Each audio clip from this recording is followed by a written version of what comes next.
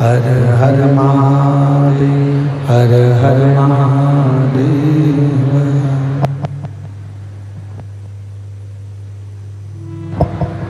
भगवान देवादिदेव महादेव त्रिकालदर्शी कैलाशी विनाशी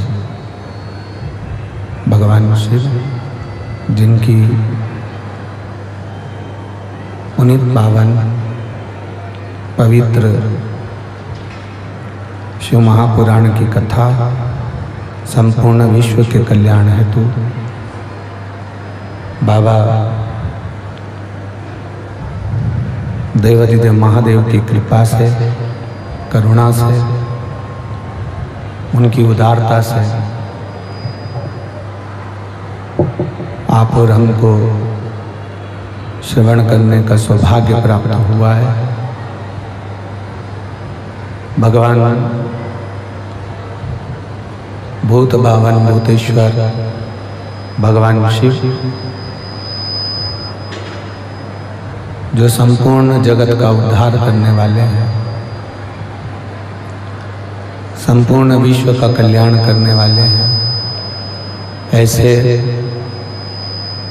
बाबा देवादिदेव महादेव, जिनकी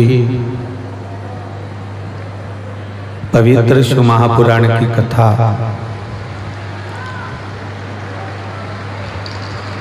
आप और हम श्रवण करने के लिए यहाँ विराजमान हैं। भगवान देवादिदेव महादेव, भगवान शिव, जो संपूर्ण जगत का उद्धार करने वाले, संपूर्ण विश्व का कल्याण करने वाले हैं, ऐसे आवाज खोलिए, बाहर की आवाज,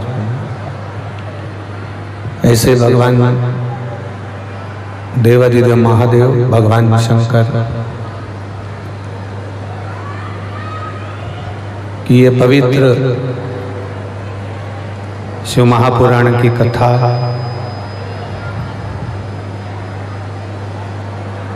रेवाड़ी के इस पवित्र प्रांगण में, हरियाणा की पवित्र भूमि पर श्रवण करने का सौभाग्य प्राप्त हुआ है। बड़े भाग्यशाली हैं रेवाड़ी हरियाणा के सभी रहनिवासी, जो इस पवित्र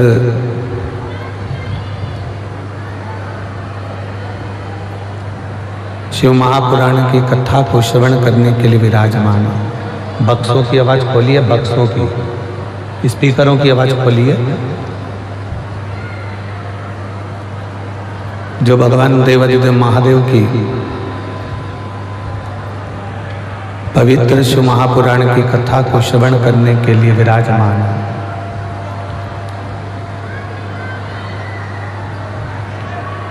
कथा के मुख्य यजमान श्री सुनील जी मूसेपुर, श्रीमती मंजू जी यादव, प्रेरणा स्त्रोत केंद्रीय मंत्री राव इंद्रजीत सिंह जी, आरती सिंह राव जी, एक बार यजमान परिवार के लिए जोरदार ताली बजाकर स्वागत, वंदन, अभिनंदन। जो इस पवित्र शिव महापुराण की कथा का लाभ ले रहे हैं और अपने जीवन को सार्थक बना रहे हैं।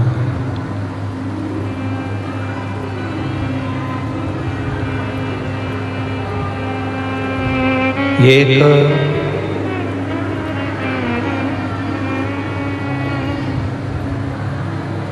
मनुष्य जीवन का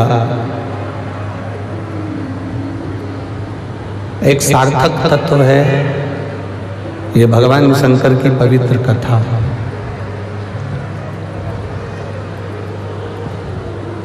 यदि आप और हम भगवान शिव की इस कथा को श्रवण करने के लिए विराजमान हैं। भगवान शंकर की इस पवित्र कथा को यदि आप और हम सुन रहे हैं तो ये कहीं ना कहीं भगवान शिव की ही कृपा है, उनकी उदारता। कल कथा में एक बात कही थी कि भगवान शंकर के स्वरूप में और भगवान शंकर के शिवलिंग में, भगवान शंकर के स्वरूप में और भगवान शंकर के शिवलिंग में, दोनों में एक बहुत बड़ा अंतर है। दोनों में अंतर है। आवाज नहीं है यहाँ पर भी। भगवान शंकर के शिवलिंग में और भगवान शंकर के स्वरूप में, दोनों में अंतर है। कल कथा में कहा था कि जितना बल भगवान शंकर के स्वरूप में है उससे 1000 गुना ज्यादा बल भगवान शंकर के शिवलिंग में है।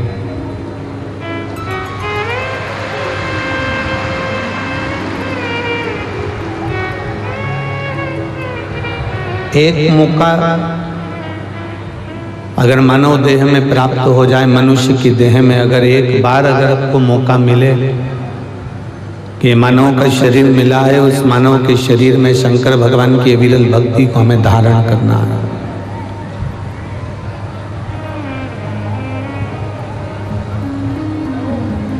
तो ये प्रयास करिएगा किस मानव के शरीर से भगवान शंकर के शिवलिंग की आराधना हो।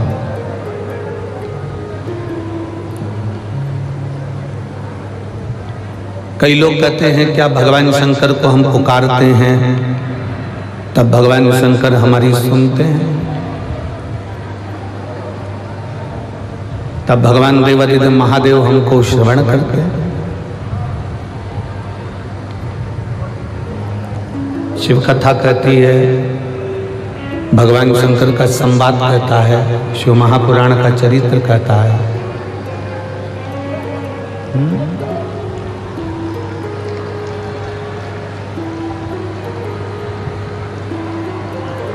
ना इधर आवाज नहीं आ रही होगी।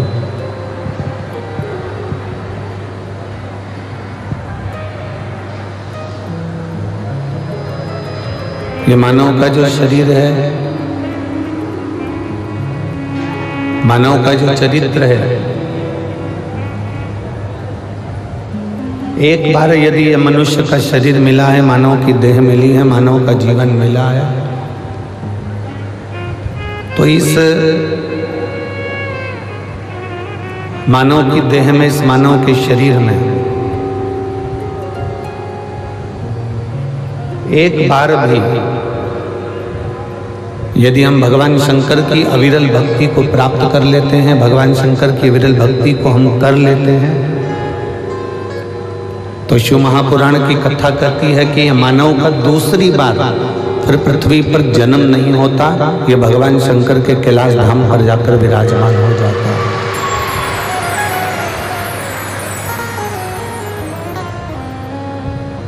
बार बार जन्म, बार बार मृत्यु के इस प्रपंच से वो छूट जाता है। जगत गुरु शंकराचार्य जी ने भी अपनी वाणी में कहा है कि पुनरपि जननम पुनरपि मरणम के प्रपंच से छूटने के लिए शिव की भक्ति करना जरूरी है।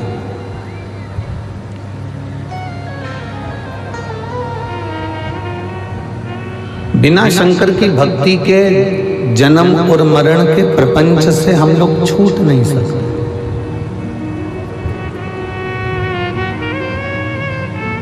और मेरी जीजियों, रेवाड़ी की मेरी बहनों और मेरे जीजाओं, बेटियों, बेटाओं, मेरी माताओं, ना जाने कौन कौन से पुण्य कर कर हमने मानव का शरीर प्राप्त किया है। ना जाने कौन कौन से पुण्य कर कर हम ये मानव के शरीर में आए हैं। और मानव का शरीर मिलने के बाद ना जाने कौन कौन से पुण्य हमारे प्रबल हुए होंगे, तब जाकर हम रेवाड़ी में ये शिव महापुराण की कथा में विराजमान हो गए।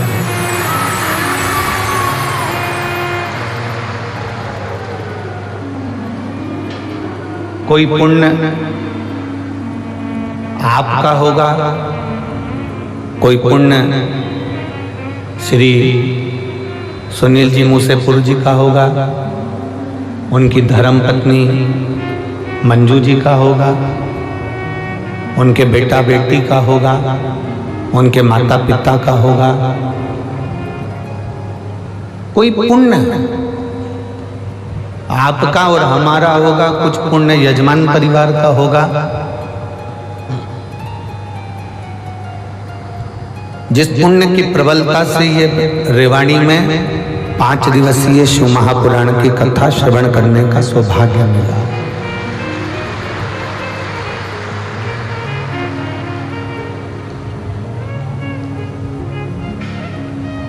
आप आ गए, बैठ गए, कथा श्रवण करने के लिए विराजमान हो गए। अब ये उसकी मर्जी है, उसके ऊपर निर्भर करता है कि वो आपको क्या देकर भेजेगा, कितना देकर भेजेगा और क्या प्रदान कर कर भेजेगा, ये उसके ऊपर निर्भर करता है।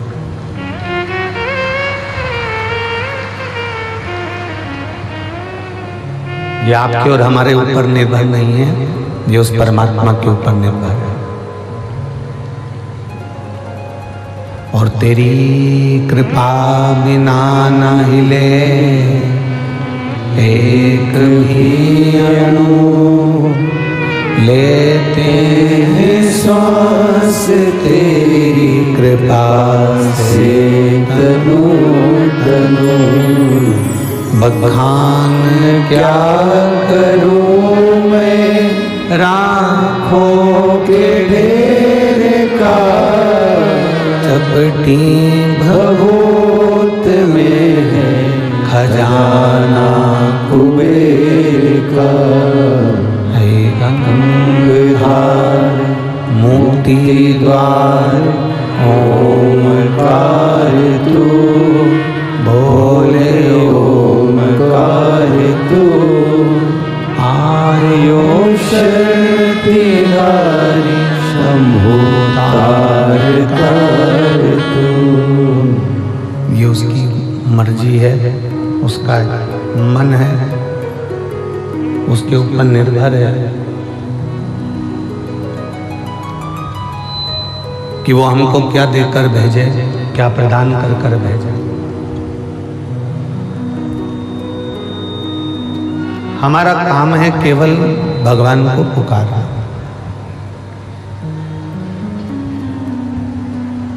एक व्यक्ति कुएं के अंदर गिर गया।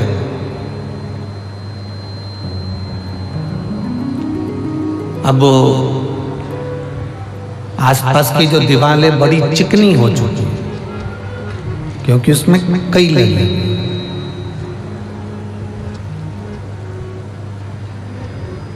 आसपास की दीवार पूरी चिकनी हो चुकी है क्योंकि इसमें काई लगी हुई है। अब वो निकलने का प्रयास करता है, परंतु वो दीवार इतनी चिकनी थी कि वो बार बार नीचे गिर जाता।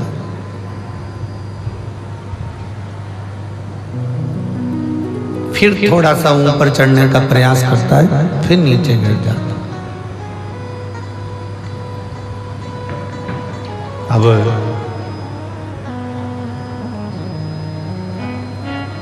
निकल नहीं पा रहा।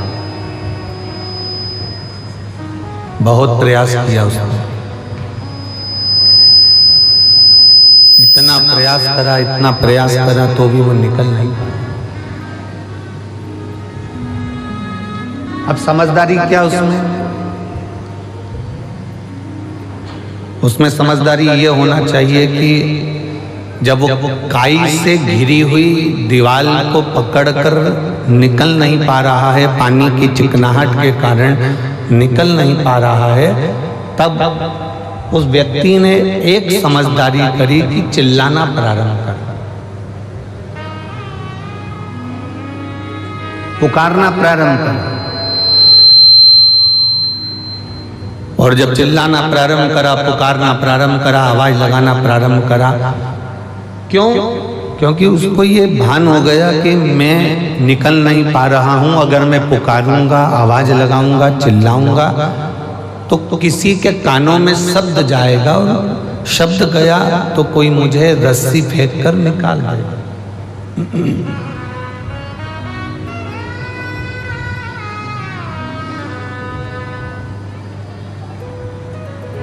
यदि मैं पुकारूंगा तो कोई मुझे रस्सी फेंकेगा, नीचे डालेगा और मुझे निकाल लेगा। अब उसने जम जम कर चिल्लाना प्रारंभ करा, पुकारना प्रारंभ करा, आवाज लगाना प्रारंभ करा। और जब बहुत तेज उसने आवाज लगाई, बहुत तेज पुकारा, बहुत बहुत उसने आवाज लगाई, तब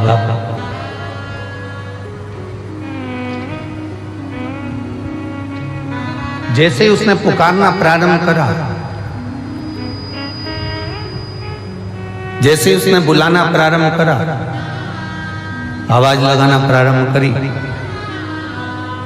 कोई पथिक जा रहा था,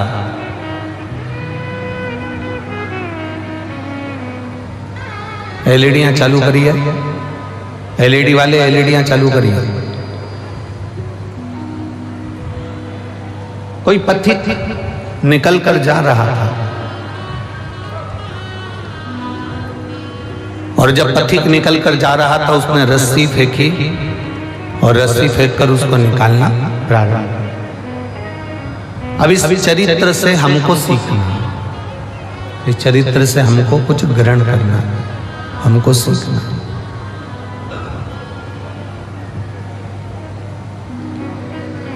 हम भी भवसागर के इस कुएं के अंदर गिरे पड़े हुए, भवसागर के इस कुएं के अंदर हम भी गिरे पड़े हुए हैं, और आसपास बहुत सारी परिवार, नाते, रिश्ते, कुटुंब, कबीले की काई लगी पड़ी हुई है। बेटी कहती है पापा पापा, बेटे कहते हैं पिताजी पिताजी, माताजी माताजी, भाई कहता है भाई भाई, बहन कहती है भैया, माता पिता कहते हैं मेरा बेटा। ये सारी काई लगी पड़ी हुई है, और भव सागर से, कुएं से हम निकल नहीं पा रहे हैं। जब हम चारों तरफ से दुखी हो जाएं, चारों तरफ से एकदम घिर जाएं, और चारों तरफ से जब हम निकल ना पाए, बहुत बहुत कष्ट की जिंदगी चल रही हो, बहुत दुख का समय चल रहा हो, तो उस समय पर जैसे कुएं में पड़ा हुआ व्यक्ति जब निकल नहीं पाता है तो आवाज लगाता है, उसी तरह जब चारों तरफ दुख से हम गिर जाएं, उस समय हमें भी आवाज लगाना चाहिए कि मेरा शंकर, मेरा भोलेनाथ, मेरा महादेव मेरे पास आ जाए। हम उसको पुकारें, हम उसको आवाज लगाएं, हम उसको पुकारने का प्रयास करें, हम उसको बुलाने का प्रयास करें। और जब हम उसको बुलाएंगे, जब हम उसको पुकारेंगे, तब मेरा देव अधिदेव महादेव मेरे नजदीक में आएगा। जब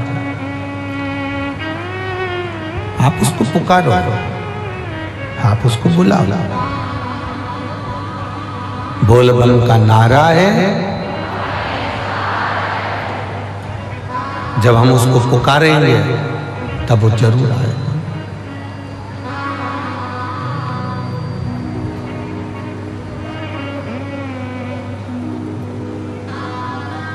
उसको पुकारने के लिए आपको कोई दिखावे की जरूरत नहीं है। शिव महापुराण की कथा कहती है उसको पुकारने के लिए केवल तुमको एक निर्मल मन, निर्मल सोच, निर्मल बुद्धि, निर्मल चित्त चाहिए। वो तुम्हारे सम्मुख में होगा। जैसे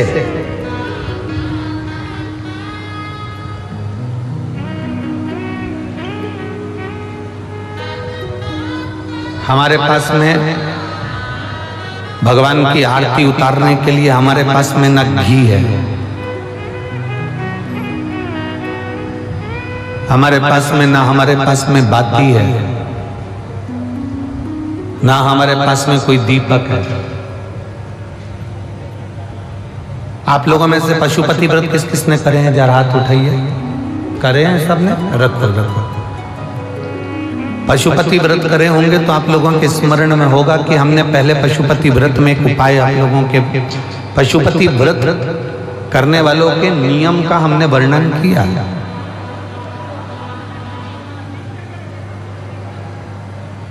कितने दिए लेकर जाते हो आप लोग? जम के बोलो जरा। 6 दिए मंदिर में ले जाकर जमीन पर रख देते हो, रखते हो। कितने जलाते हो? 5 दिए जलने के बाद जो छठे नंबर का दिया है उसको वापिस जो बिना जला है उसको थाली में रख। इसके अलावा तो कोई दिया लेकर नहीं जाते। जम के बोलो जरा। नहीं। अब कोई ऐसा समझदार व्यक्ति ऐसा होता है कि वो क्या करता है कि इन्हीं 5 दिए को उठा लेता है और उससे भगवान शंकर की आरती उतार देता है। कोई ऐसा रहता है कि वो 6 दिए के अलावा 1 दिया या 1 बाती अलग से लेकर जाता है जो भगवान शंकर की आरती उतार देता है। शिव पुराण में पशुपति व्रत का नियम है, आप सुबह के समय पर जो पूजन करने की थाली लेकर गए हैं, सुबह के समय पर आप भगवान शंकर की जो पूजा की थाली लेकर गए हैं, उस पूजा की थाली में सुबह के समय पर आप भगवान को लगाने के लिए दिया लेकर जाओ, मना नहीं है। सुबह के समय पर आप भगवान शंकर को दूध चढ़ाओ, जल चढ़ाओ, अभिषेक करो, पूजन करो, अर्चना करो, मना नहीं है। सुबह के समय तुम महादेव की दिए से आरती उतार दो, मना नहीं है। पर शाम के समय पर जो 6 दिए हैं, 6 दिए के बाद में 7वें नंबर की कोई बाती आरती की थाली में नहीं जाती।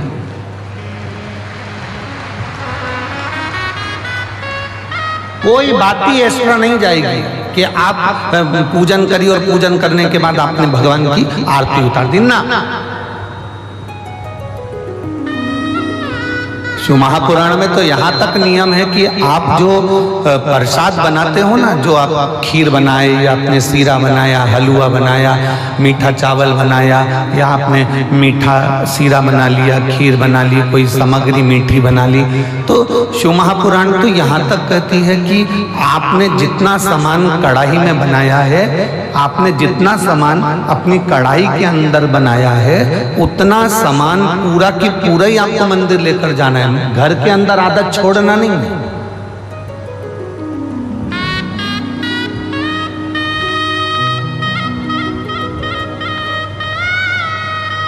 दो चीजें हैं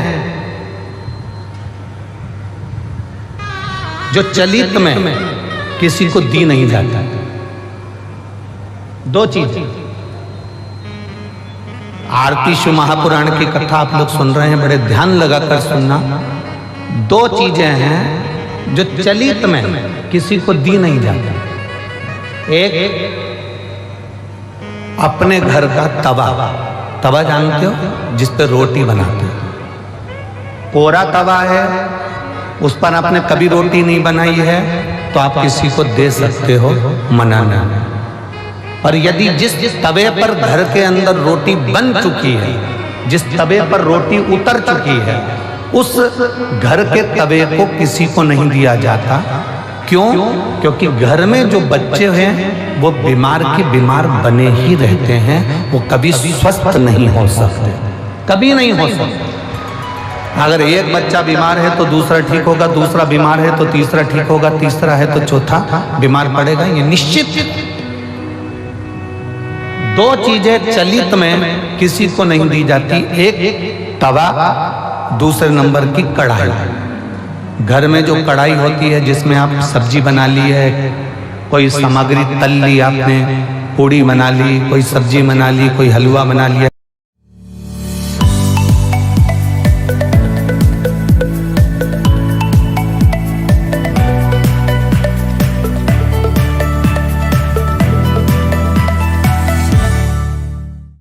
लिया है। जिस कढ़ाई में आपने कभी भी एक बार भी अगर कुछ बना लिया है तो वो किसी को गिफ्ट में या किसी को दान में या किसी को दी नहीं जाती।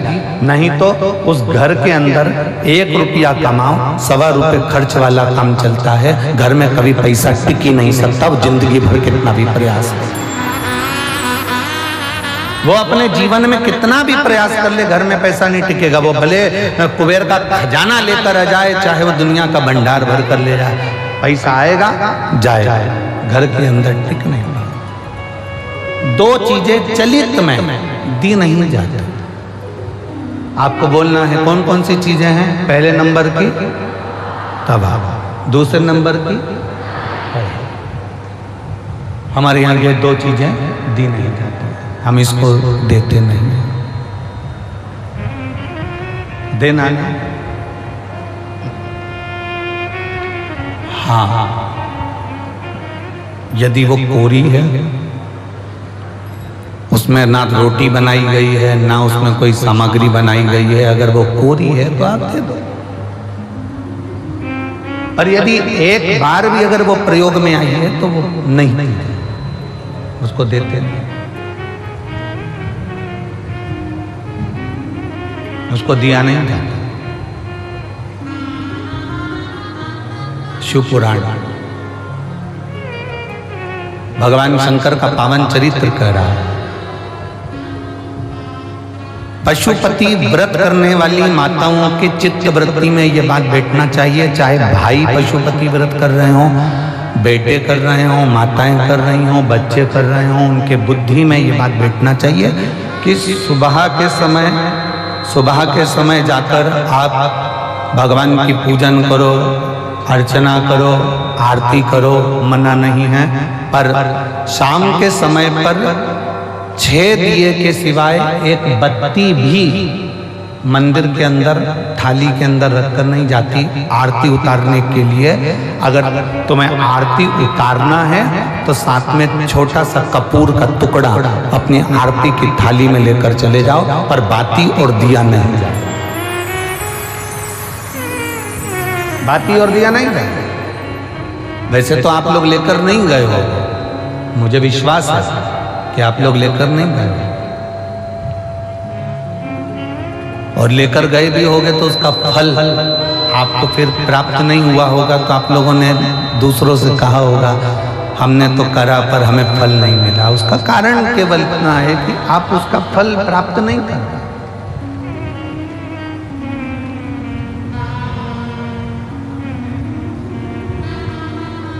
और शंभो शरणे पड़ी मांगू घड़ी रे घड़ी, दुख काटो दया करी दर्शन आपो। शंभो शरण पड़ी मांगू घड़ी रे घड़ी, दुख काटो दया करी दर्शन आपो। पशुपति व्रत के अंदर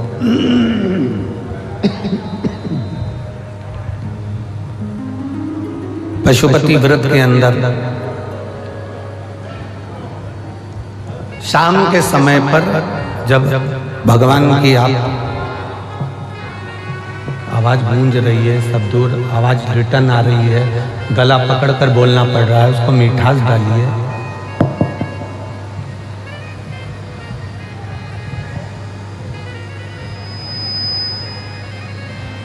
पशुपति व्रत के अंतर्गत शाम के समय पर भगवान की आरती उतारने के लिए दिया नहीं जाता। केवल कपूर का एक टुकड़ा, केवल एक कपूर का टुकड़ा आप लेकर चले जाओ, और वो भी शिव महापुराण की कथा कहती है, भगवान शंकर का चरित्र कथा है, शिव पुराण कहती है। अगर आपका मन कर रहा है आरती उतारने का तो लेकर जाओ, नहीं तो यहां तक शिव महापुराण के अंतर्गत वर्णन किया है पशुपति व्रत का कि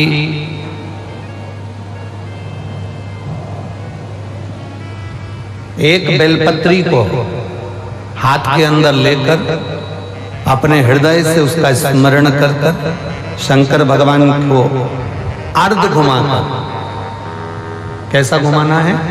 अर्ध। अर्ध मतलब शिव जी को पूरा घुमा भी नहीं रहे हो। कितना घुमा रहे हो? केवल अर्ध, केवल अर्ध।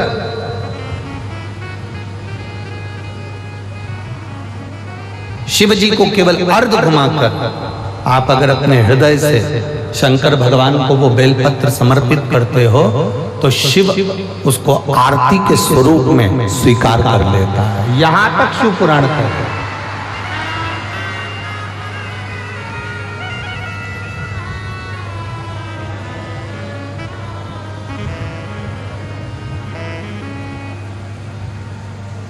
घर में कितनी बार आरती करते हो आप लोग? जम के बोलो जरा, जम के। 2 बार, एक सुबह एक शाम।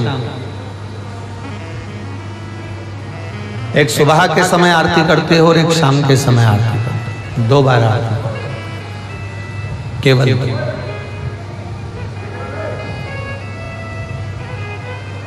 अब 2 बार आरती करने में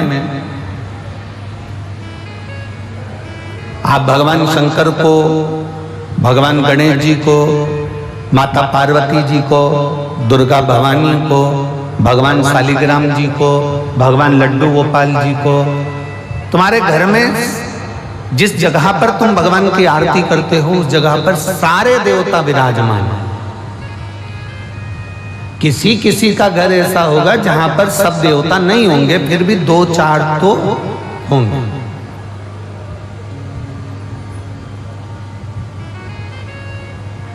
फिर भी 2-4 तो होंगे।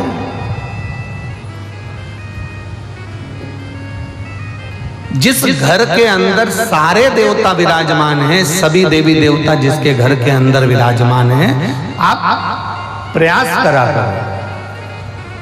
करना। आप भगवान शंकर की जब आरती उतारो तब प्रयास करना कि आरती का दीपक जब हम उठा रहे हैं उसके पहले हमारे हाथ में जो गरुड़ घंटी है उसका नाद प्रारंभ हो जाना चाहिए। गरुड़ घंटी का नाद प्रारंभ हो जाता है, उसके बाद आरती का दीपक जब उठता है।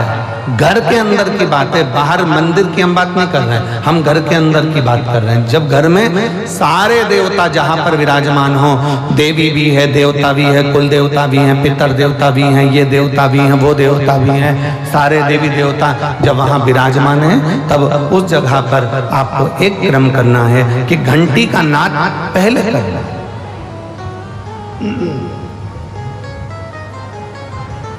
कारण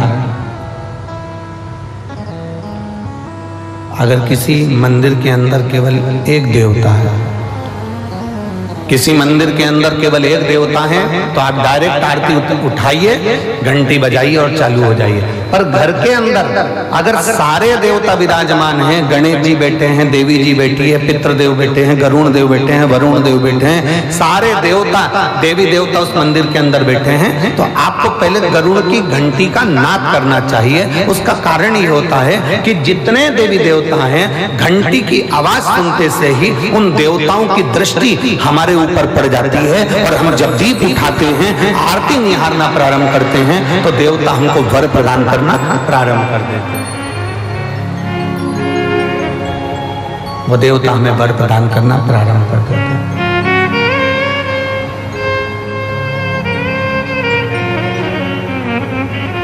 शिव कथा कर रही है, भगवान शंकर का चरित्र कर रहा है, भगवान शंकर का संवाद कर रहा है, शिव महापुराण का चरित्र कर रहा है।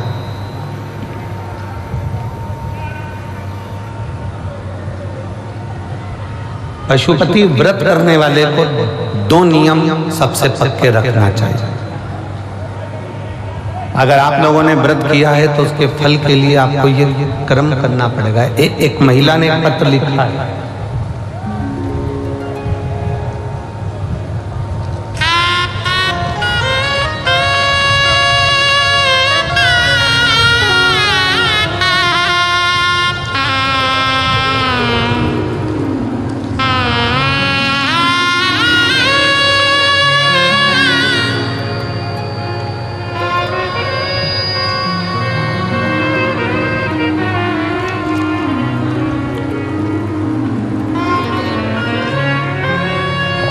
मैं लता गिरी, धर्मपत्नी धर्मेंद्र गिरी, उत्तम नगर, नई दिल्ली।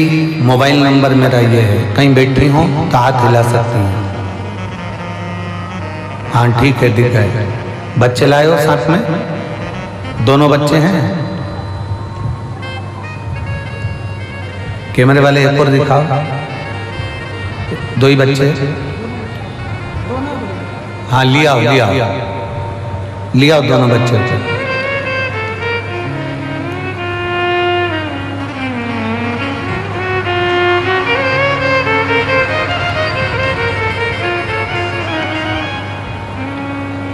मैं लता गिरी, धर्मपत्नी धर्मेंद्र गिरी, उत्तम नगर, नई दिल्ली। अपने महादेव का आशीर्वाद का क्या वर्णन करूं गुरुदेव। मेरी 10 साल की एक बेटी है।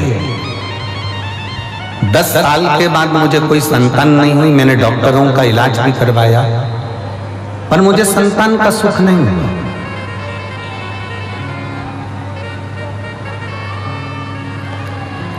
अगर मेरा गर्भ ठेरता भी तो 50 से 60 दिन में मेरे बच्चे गिर जाते हैं, मेरा गर्भ समाप्त हो जाता।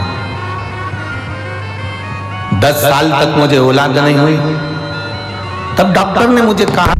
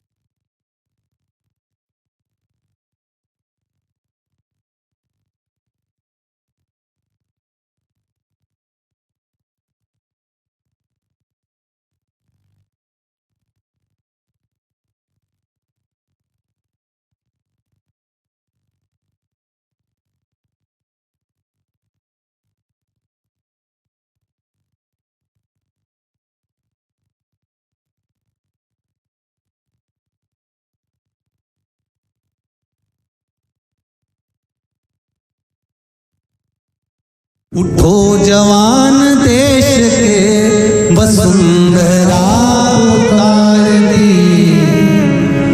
उठो जवान देश के वसुंधरा उतार दी। ये देश है पुकारता पुकार दी माँ भारती। ये देश है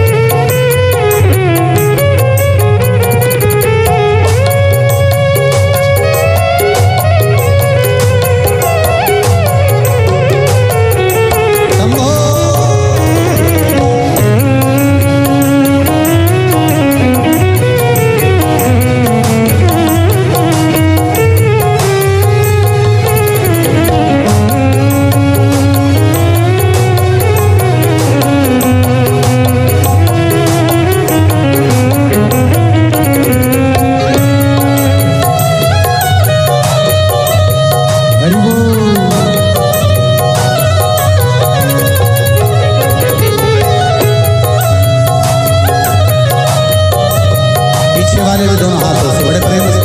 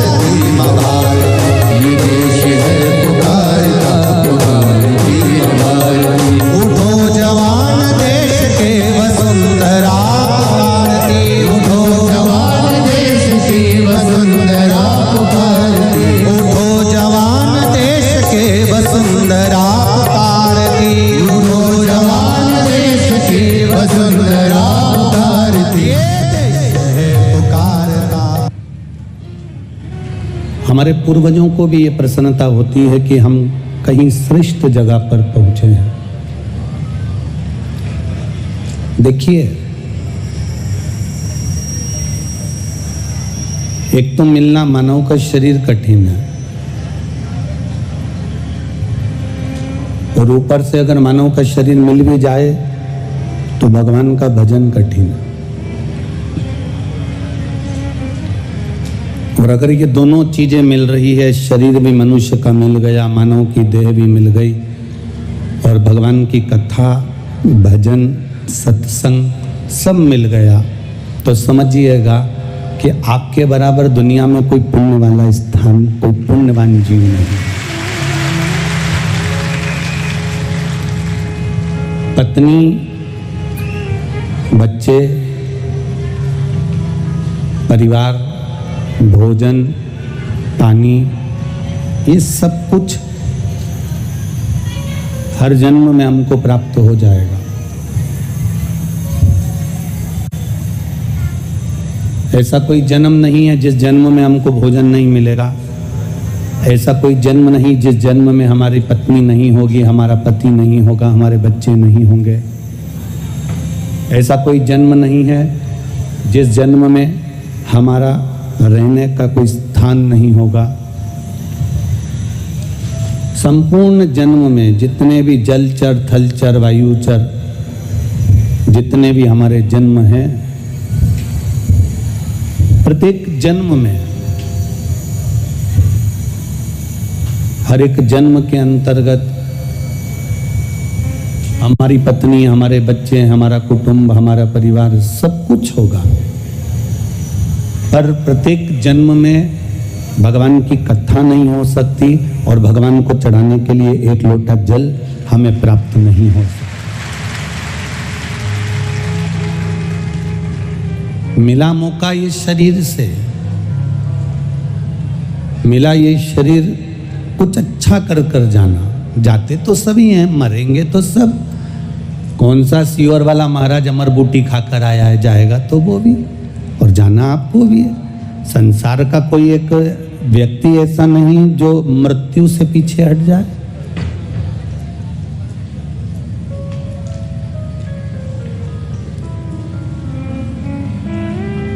जैसे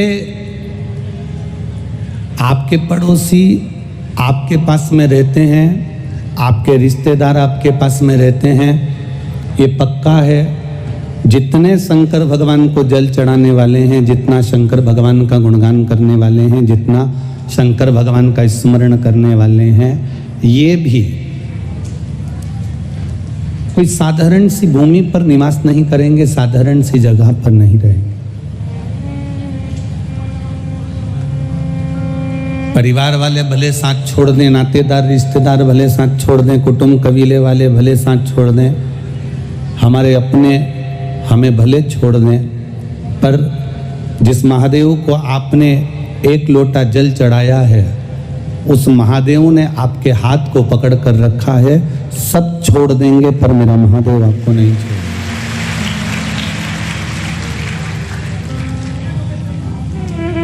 हर छोड़कर चला जाएगा, कुटुंब परिवार नाते रिश्ते सब छोड़ देंगे।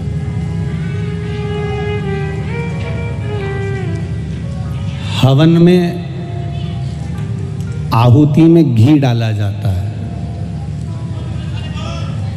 अब आहुति में घी डालते हैं, हवन में घी डालते हैं, क्यों डालते हैं? तो कहा कि अग्नि प्रकट होती है।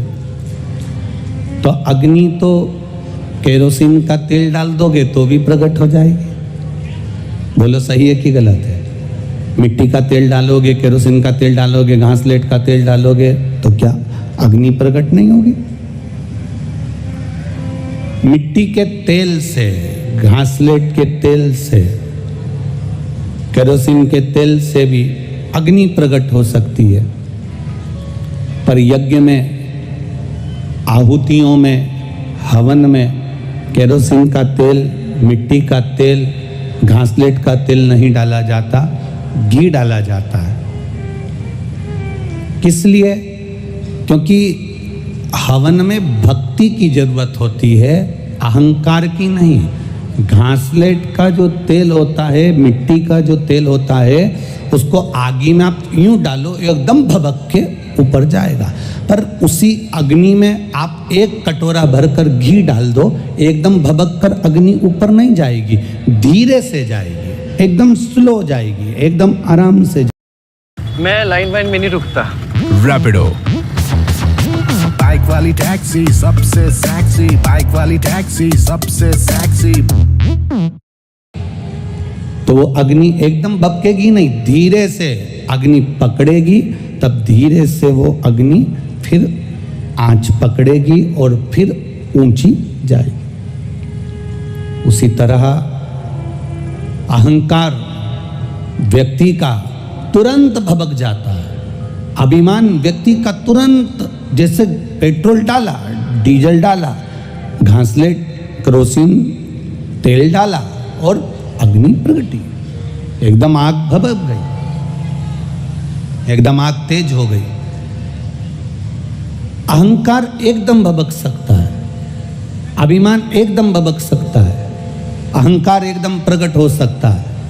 जरा सा किसी ने कुछ कहा और आपका अभिमान प्रकट हो गया, मैं तुम्हें जान लूंगा, मैं तुम्हें देख लूंगा, मैं तुम्हें समझ लूंगा, मैं ऐसा कर दूंगा, मैं वैसा कर दूंगा, ये तुम्हारा अभिमान है, ये एकदम भभक जाता है। पर जो घी की आंच होती है, जो घी अग्नि में डाला जाता है, जो घी हवन में डाला जाता है, जो घी साकल्य में छोड़ा जाता है, वो अहंकार का नहीं होता, वो भक्ति का होता है। इसलिए उसमें आंच एकदम तेज नहीं हो पाती, उसमें नम्रता की आंच चलती है। नम्र भगवान को पाने का सबसे सुंदर तरीका है आपके भीतर की नम्रता। परमात्मा को पाने का सबसे सुंदर तरीका है आपके भीतर की सहनशीलता। भगवान को पाने का सबसे सुंदर तरीका है आपकी वाणी की मिठास। एक तोता, आप में से कई लोग होंगे जिनके घर में मिट्ठू होगा, तोता होगा, उसको लोग हरी मिर्ची खिलाते हैं। बोलो सही है कि गलत है? खिलाते हो कि नहीं खिलाते? तोते को हरी मिर्ची खिलाते हैं तो भी वो मीठा बोलता है, और इंसान रोज आधा किलो शक्कर खा जाता है तो भी कड़वा बोलता है। तोता हरी मिर्ची खाने के बाद भी मीठा बोल रहा है। श्री स्वामी समर्थ जी जब मिर्ची को खाते थे, श्री स्वामी समर्थ जी जब मिर्ची को मुख में लेते थे तो उनके पास में बैठे हुए उनके भक्त कहते थे, गुरुदेव आप कुछ अच्छा पाने का प्रयास क्यों नहीं करते, आप कुछ अच्छा खाइए ना, हम आपके लिए पकवान लाते हैं, लड्डू लाते हैं, पेड़ा लाते हैं, हम मिठाई लाते हैं, हम आपके लिए ये लेकर आते हैं, हम आपके लिए वो लेकर आते हैं। श्री स्वामी समर्थ जी कहते हैं, मिर्ची खाने वाला तोता मीठा बोल देता है, पर मीठा खाने वाला भी एक दिन कड़वा बोल देता है। इसलिए मिर्ची से हेत कर ली ना तो कोई दिक्कत वाली बात नहीं, कोई बात नहीं। हमने हेत तो मिर्ची से करी है, हमने पाया तो मिर्ची को है। काम, आसक्ति, लोभ, तृष्णा, अहंकार, ये कहीं ना कहीं हमें परमात्मा से दूर कर देता है। तन को धोने के कितने सारे साबुन मिलते हैं भाई, जरा विचार करिएगा। एक से बढ़कर एक साबुन, बाजार में चले जाओ, बहुत जोरदार जोरदार साबुनों का नाम आपको मिल जाएगा। साहब ये वाली कंपनी का है, साहब गोदरेज का है, साहब पेयर्स है, साहब लक्स का है, साहब लाइफ बाई का है, साहब ये वाला है, साहब ब्रिज का है, साहब ये है, साहब वो है, कहीं मोती का है, कहीं इसका है, कहीं उसका है। विचार करिए, तन को धोने के साबुन बहुत सारे मिल रहे हैं, तन को धोने के साबुन बाजार में बहुत मिल जाते हैं और आप तन धो भी लेते हो, पर आज तक ऐसी कोई दुकान नहीं मिली जहां पर मन को धोने का साबुन मिलता हो, जहां से हम साबुन खरीद लाएं और अपने मन को धो लें।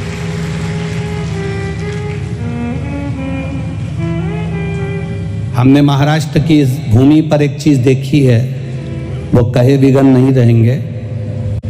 महाराष्ट्र के लोग क्या करते हैं, जब बर्तन बहुत काला हो जाता है, मांज कर देख लिया कि बहुत काला हो गया, बहुत घसा उसे, बहुत घसा, पर वो बर्तन उजला ही नहीं हुआ, वो बर्तन साफ ही नहीं हुआ। तो महाराष्ट्र के लोग इतने चतुर होते हैं, उस बर्तन को छाछ में या बर्तन के अंदर छाछ भर देते हैं। क्या भर दी है?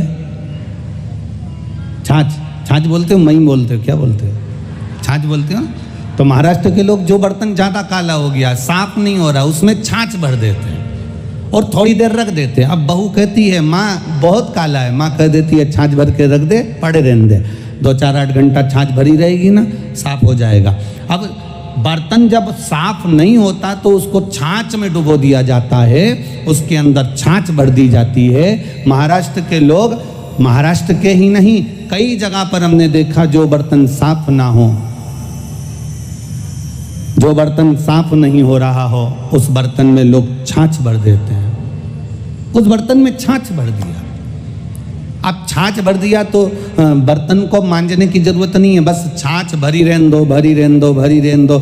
एक दिन, पूरा दिन, 24 घंटे, 8 घंटे, 10 घंटे तक जब वो छाछ भरी रहेगी तो वो छाछ बर्तन को अपने आप साफ कर देगी। छाछ में खटास होती है, जिस खटास से बर्तन साफ हो जाता है, वो बर्तन एकदम क्लीन हो जाता है। बस हमें भी महाराष्ट्र की भूमि से ये सीखना है, जो बर्तन साफ ना हो उसको छाछ में डुबो के रख दो। उसी तरह अगर हमारा मन संसार में कहीं ना लग रहा हो, अर्थात हम कामी, लोभी, वासनावान, अहंकारी, तृष्णावान, ना जाने कितना कितना बर्तन गंदा हो गया, तो इस बर्तन को भी, इस शरीर को भी, इस मन को भी भगवान के भजन रूपी छाछ में डुबो के रख दो, बर्तन साफ हो जाएगा। तन धोने का साबुन मिल सकता है,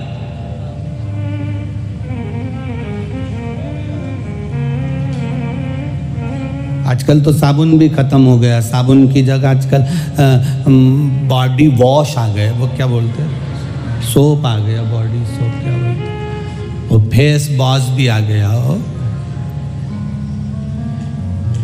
इतना लोगों ने प्रोग्रेस करी, इतनी तुकतान लगाई, इतनी तुकतान लगाई, इतनी प्रोग्रेस कर ली कि साबुन भी पकड़ना नहीं पड़ेगा, केवल होटल में जाके यूं दबाओ, यूं निकले, पोता नहा के बाहर। और चलो तो चलो, हैदराबाद कथा करने गए थे, वहां तो बाल्टी भी नहीं धरी उनने, ना डब्बा धरा।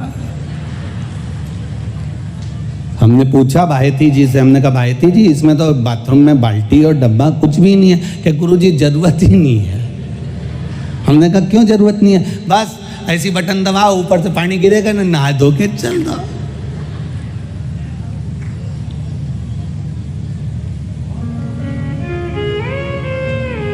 कितनी प्रोग्रेस करी, बहुत उन्नति हमारे राष्ट्र ने करी है, मना नहीं है।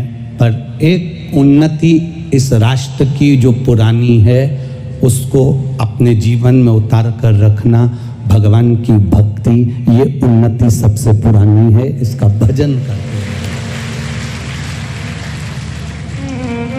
करो भजन।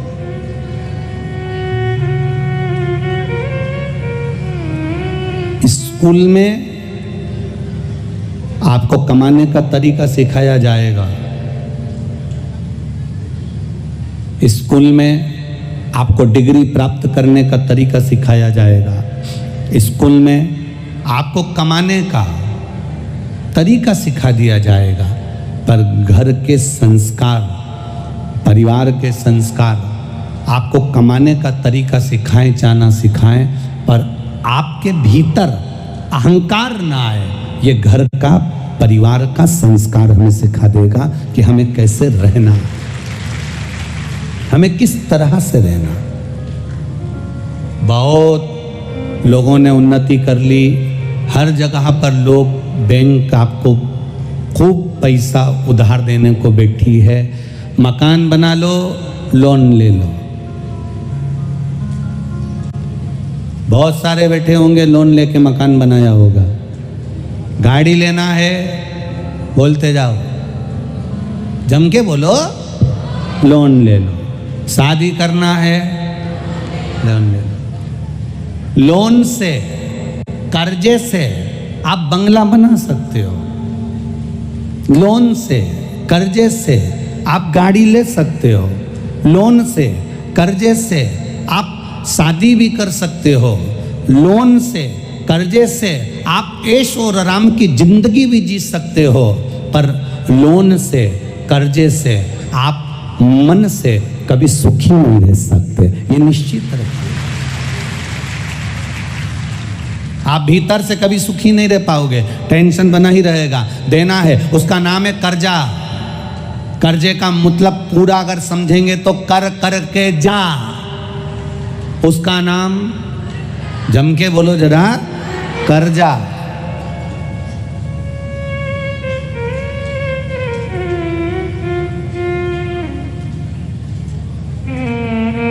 एक मुंबई में, पूना में, दिल्ली में फ्लैट लिया, एक फ्लैट लिया और उसका कर्जा चुका चुका के खुद आखिरी में अर्थी पे लेट गया।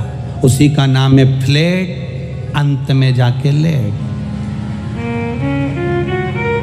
पूरी जिंदगी कर्जा चुकाता रहा, पूरी जिंदगी।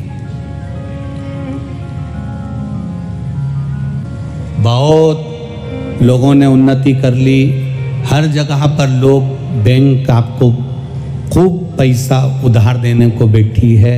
मकान बना लो, लोन ले लो। बहुत सारे बैठे होंगे, लोन लेके मकान बनाया होगा। गाड़ी लेना है, बोलते जाओ, जम के बोलो, लोन ले लो। शादी करना है, लोन ले लो। लोन से, कर्जे से आप बंगला बना सकते हो। लोन से, कर्जे से आप गाड़ी ले सकते हो। लोन से, कर्जे से आप शादी भी कर सकते हो। लोन से, कर्जे से आप ऐश और आराम की जिंदगी भी जी सकते हो। पर लोन से, कर्जे से आप मन से कभी सुखी नहीं रह सकते, ये निश्चित रखिए। आप भीतर से कभी सुखी नहीं रह पाओगे, टेंशन बना ही रहेगा। देना है, उसका नाम है कर्जा। कर्जे का मतलब पूरा अगर समझेंगे तो कर करके जा, उसका नाम जम के बोलो जरा, कर्जा।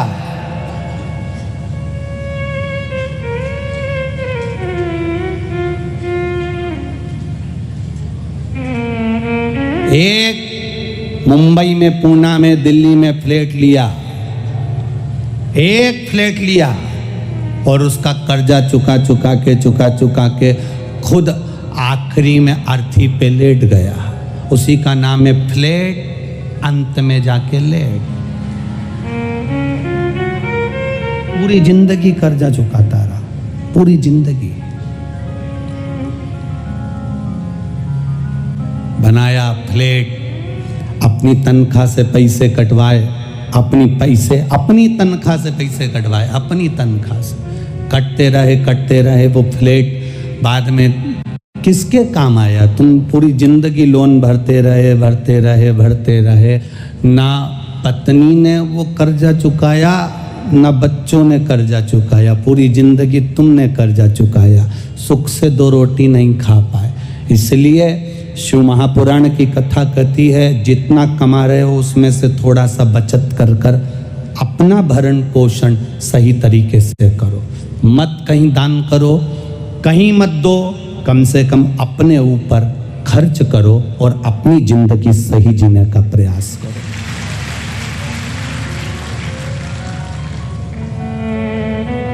अपना जीवन सही जियो, अपने जीवन को मस्त जीने का प्रयास करो, अपने जीवन को श्रेष्ठ जीने का प्रयास करो। और जब हम अपने जीवन को श्रेष्ठ जीने का प्रयास करेंगे, जब हम अपने जीवन को सही तरीके से जीने का एक प्रयास करेंगे, तो उम्मीद है हमारा वो जीवन अपने आप सार्थक। देवाधिदेव महादेव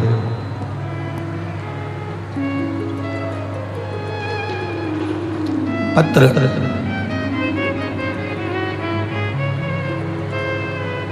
में लतागिरी, धर्मपत्नी धर्मेंद्र गिरी, उत्तम नगर, नई दिल्ली। मेरी 10 साल की बेटी के बाद संतान का सुख नहीं हुआ। डॉक्टरों ने मना कर दिया था कि तुम्हें संतान नहीं होगी, पर आपकी कथा टीवी के माध्यम से सुनी। आपने कहा था पंडाल में बैठकर जो मांगा जाता है वो बाबा देता जरूर है। उसी समय पर आपका 2022 का रुद्राक्ष महोत्सव हो रहा था, हम उसमें चले गए और हमने वहां पर कंकर शंकर की पूजन करी, एक रुद्राक्ष लिया। वहां से आने के बाद हमने सफेद आंकड़े की जड़ का प्रयोग किया, पशुपतिनाथ का व्रत किया। एक व्रत करने पर हमें उसका फल नहीं मिला, हो सकता है हमारी पूजन में कोई कमी रह गई हो। फिर हमने दूसरी बार व्रत किया और जैसा जैसा आपने व्रत में बताया था वो हमने किया। आज बाबा की कृपा, दुनिया के लोग ताना मारते थे कि 10 साल की बेटी हो गई, अब क्या संतान होगी, क्या औलाद होगी। मेरे गर्भ से क्या मुझे बेटा नहीं हो सकता, पुत्र नहीं हो सकता? गुरुदेव आपने कहा है कोई व्रत करो, आराधना करो, पर बाबा के भरोसे करना। और बाबा कभी भी खाली नहीं रखता, देता है तो छप्पर फाड़ कर देता। और मेरे बाबा ने ऐसी कृपा कर दी गुरुदेव, मैंने 4 बार सफेद आंकड़े की जड़ का प्रयोग करा, 4 बार प्रयोग करने पर भी मेरा गर्भ नहीं ठहरा। पर आपके वचन कभी झूठे नहीं हो सकते, इसलिए मैंने 5वीं बार फिर जड़ बांधा और 5वीं बार जड़ बांधी तो बाबा की ऐसी कृपा हुई कि मेरे गर्भ से 2 बेटों ने जन्म लिया। मेरे गर्भ से 2 पुत्रों ने जन्म लिया। मैं दोनों को यहाँ लेकर आई हूँ, बाबा को प्रणाम करूं।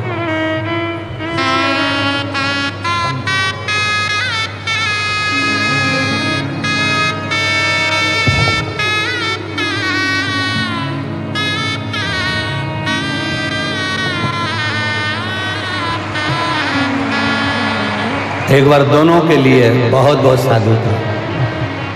शंभु शरण पड़ी मांगू घड़ी रे घड़ी दुख काटो दया करी दर्शन आपो।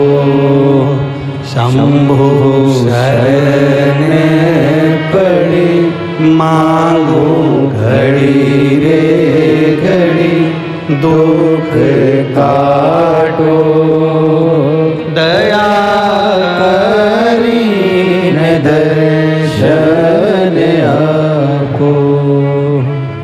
शिव कृपा। आपकी सारी मन जन्म दिया आपको, उसके वहाँ पर प्रणाम करती हूँ। सच में तो मुझे भाग्य तो मुझे अपने नाम पर जन्म दिया है।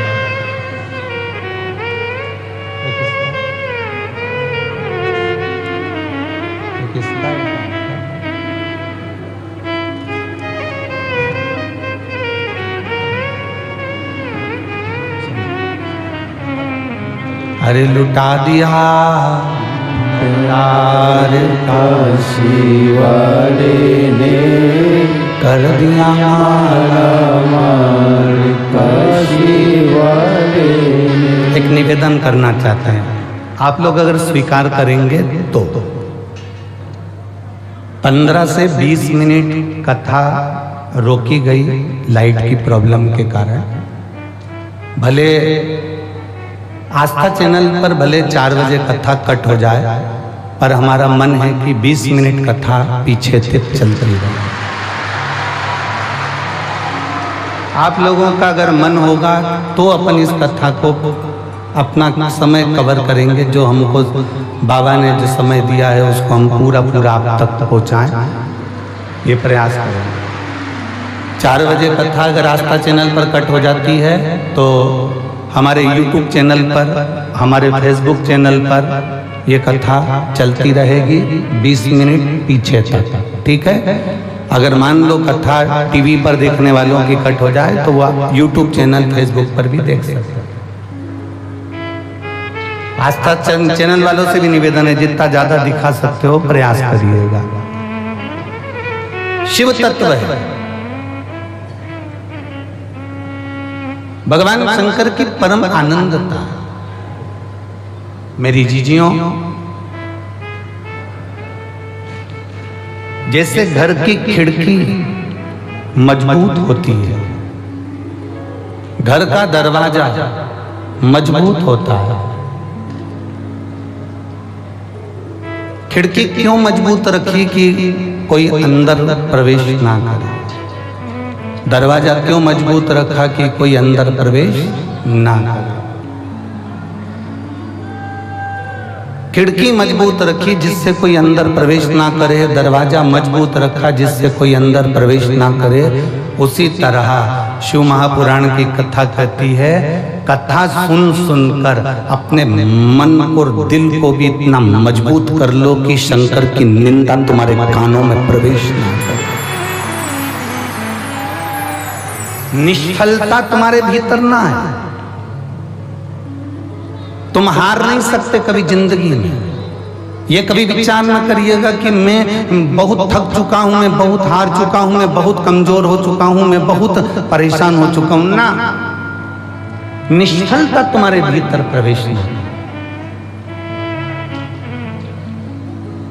अगर शंकर की कथा आप सुन रहे हो ना, शिव महापुराण की कथा यदि आप श्रवण कर रहे हो तो भीतर से इतने मजबूत हो जाना कि तुम्हारे अंदर कोई ये विकार ना आए कि मैं अब कुछ नहीं कर सकता, मैं आगे नहीं बढ़ सकता, या मुझे इतना बड़ा रोग हो गया, बीमारी हो गई, अब मैं ठीक नहीं हो सकता। यदि तुम्हारी दृढ़ता पक्की है, तुम्हारा भरोसा पक्का है, तो ऐसी कोई नौकरी नहीं है जो तुम्हें नहीं मिल सकती है, और ऐसी कोई बीमारी नहीं जिसे तुम हरा नहीं सकते।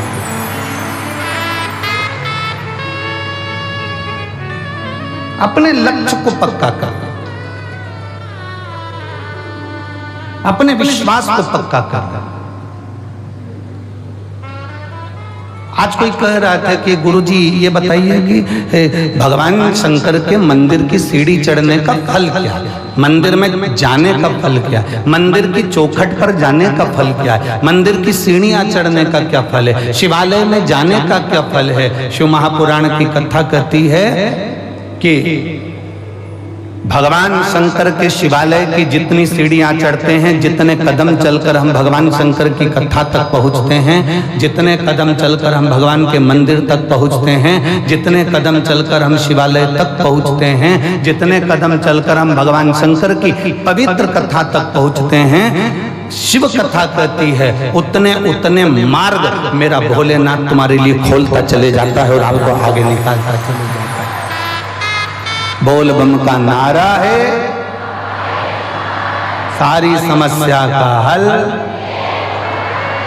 आपकी भक्ति के बल को आप बढ़ाइए, आप अपने विश्वास को दृढ़ बनाइए। एक मां बेटी है जिसको ताने दे देकर लोगों ने मार दिया। तेरी शादी को 1 साल हो गया, 2 साल हो गया, 3 साल हो गया, 4 साल हो गया, 5 साल हो गया, 6 साल हो गया, 7 साल, 8 साल, 9 साल, 10 साल, 11 साल, 12 साल, 13 साल, 14 साल, 15 साल, 16 साल, 17 साल तेरी शादी को हो गए। 17 वर्ष तक भी उसके घर में औलाद नहीं हुई।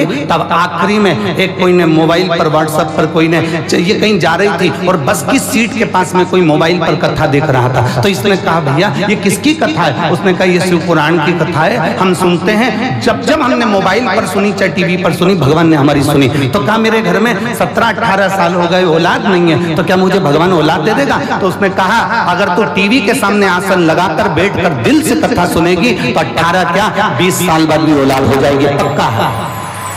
और उसको 18 साल के बाद में औलाद हुई। कहीं बैठी हो 17-18 साल के बाद में औलाद हुई, हम पत्र ढूंढेंगे उससे अच्छा। अगर कहीं बैठी हो तो हाथ हिला सकती। 17 साल के बाद, 18 साल के बाद उसको औलाद हुई। अगर कहीं बैठी हो तो हाथ हिला सकते हो। और बच्चों को अगर लेकर आई हो तो यहाँ ला सकती हो। उसका पत्र हम ढूंढेंगे, टाइम लगेगा। शिव कथा कहती है, शिव महापुराण की कथा कह रही है, शिव तत्व कह रहा है। आपका भरोसा, आपकी दृढ़ता, आपका विश्वास,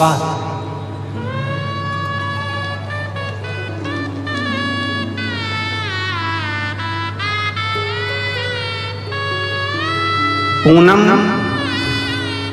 ग्राम बेरी जिला महेंद्रगढ़ की रहने वाली हूँ। कहीं बैठी हैं, हाथ हिला सकती हैं। पूनम ग्राम बेरी जिला महेंद्रगढ़ की रहने वाली है। मेरी शादी को 17 साल निकल गए थे पर संतान का सुख नहीं था। बस में कहीं जा रही थी और जाते जाते कोई के मोबाइल पर आपकी कथा सुनी और उसने कह दिया कि कथा आसन लगाकर सुनना मेरा बाबा तेरी झोली भर देगा। बाबा की मैं क्या गुणगान करूं। और ऐसी कृपा भोलेनाथ ने कर दी कि मेरे मामा की बेटी ने भी मुझे उस कथा के बारे में बताया और मैंने कथा सुनना प्रारंभ करी। और बाबा की कृपा से 2-3 महीने तो मैंने सफेद आंकड़े की जड़ का प्रयोग करा, नहीं हुआ। 4 महीने करा, 5 महीने करा, मैंने भी पीछा नहीं छोड़ा। क्योंकि आप कहते हो ना कि भगवान को पकड़ कर रखना, अगर तुम्हारी भक्ति पक्की है तो वो देगा जरूर। 9 महीने तक मैं सफेद आंकड़े की जड़ का प्रयोग करती रही, तब मेरा गर्भ ठहरा और बाबा की कृपा से 17 साल के बाद मुझे पुत्र रत्न की प्राप्ति हुई। मुझे बेटा हुआ है 17 साल के। कहीं बैठी हो तो हाथ हिला सकते हैं। 17 वर्ष के बाद शिव तत्व की प्राप्ति। और शंभु शरणे पड़ी मांगू घड़ी रे घड़ी, ऐसी दुख काटो दया करी दर्शन आप शिव तत्व को जितना भजोगे, भगवान शंकर की कथा को जितना अपने भीतर उतारोगे, शिव भक्ति को जितना अपने अंदर उतारने का प्रयास करोगे, मेरा देवाधिदेव महादेव उतनी कृपा करना प्रारंभ करेगा। शिव तत्व शंभु ओघड़ी है। मेरी रेवाड़ी की जीजियों, मेरे रेवाड़ी के जीजाओं, मेरी बेटियों बेटाओं, मेरी माताओं, अपने भीतर एक विश्वास को दृढ़ बनाकर रखना। जितने यहाँ कथा में बैठे हो ना, एक विश्वास को पक्का रखकर बैठना। इसमें अलवर के और अभी कथा बातचीत थी हरियाणा में तारा बाबा की कुटिया में सिरसा का। इन पूरे पत्रों में सबसे ज्यादा पत्र अलवर के, सिरसा के, नोएडा, दिल्ली में जो कथा बातचीत थी स्कूल में, उसके पत्र हैं। इन पत्रों में लिखा कि हमने वहां के पंडाल में बैठकर कथा सुनी थी और मेरे बाबा ने मेरी झोली भर दी है।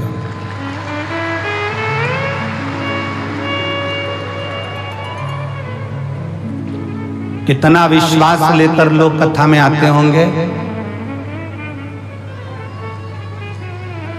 एम्बुलेंस लगा लगा कर लोग अपने अपने घर के जीवों को, जो बीमार है, बहुत तकलीफ में है, वो भी कथा सुन रहे हैं। शायद रेवाड़ी में ऐसा नजारा कभी नहीं देखा होगा जिस नजारे का दर्शन आप यहाँ सुनील जी के इस पवित्र प्रयास से आप देख रहे हैं। और मैं सुनील जी आपको धन्यवाद देता हूं कि इसमें से कई जीजियां मेरी ऐसी हैं, कई माताएं, कई भाई ऐसे हैं जो कहीं बाहर जाकर कथा नहीं सुन पाए थे। आपके माध्यम से कम इनको कथा सुनने का मौका मिला। साधुता है, ये शिव तत्व है। एक प्रयास करिए भगवान को पाने का। खिड़की मजबूत बनाते हो जिससे अंदर कोई घुसे ना, प्रवेश ना करे। दरवाजा मजबूत लगाते हो जिससे अंदर प्रवेश ना करे। उसी तरह अपने मन को, अपनी दृढ़ता को, अपने विश्वास को भी इतना मजबूत बनाना कि मैं हार नहीं सकती। मेरे साथ में मेरा देव अधिदेव महादेव है, वो मुझे जिता कर मारना, मैं हारूंगी नहीं।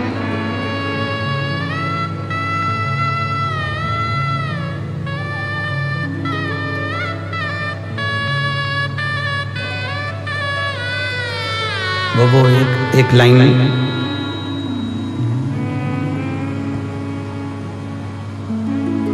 रिश्ता तेरा मेरा सबसे है प्यारा, रिश्ता तेरा मेरा सबसे है प्यारा, रिश्ता तेरा मेरा सबसे है प्यारा, रिश्ता तेरा मेरा सबसे है प्यारा।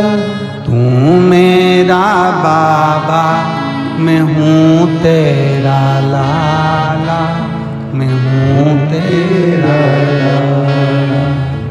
तू मेरा बाबा, मैं हूँ तेरा लाला, मैं हूँ तेरा लाला।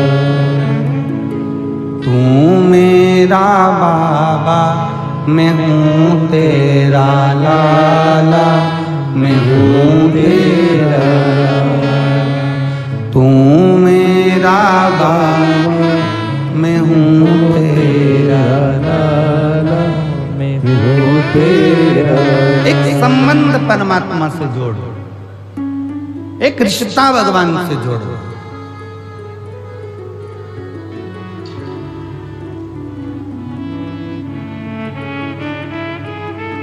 इन पत्र में एक बहन ने लिखा है जिसमें उसने लिखा कि मैं इतनी कर्जे में डूब गई, इतनी कर्जे में डूब गई कि ना मेरे पास खाने को था ना पहनने को था, ना खाने को है ना पहनने को। उस बहन ने परंतु लिखा कि आज बाबा ने मुझे सब कुछ दे दिया, सब कुछ। मेरा मकान चले गया, काम धंधा बिजनेस सब चले गया, बहुत दुनिया के धक्के खा लिए। ऐसा कोई दरवाजा नहीं था जिस दरवाजे पर जाकर मैं रोई नहीं होंगी। और आखिरी में मैंने देवाधिदेव महादेव को जल चढ़ाना प्रारंभ करा और मेरे शंकर भगवान ने 8 साल पहले जो मकान मेरा गिरवे रखा फिर बिक गया, सब चले गया। 8 साल के बाद मेरे बाबा ने उससे 4 मंजिला बड़ा मकान बनाकर मुझे दे दिया। ये शिव है।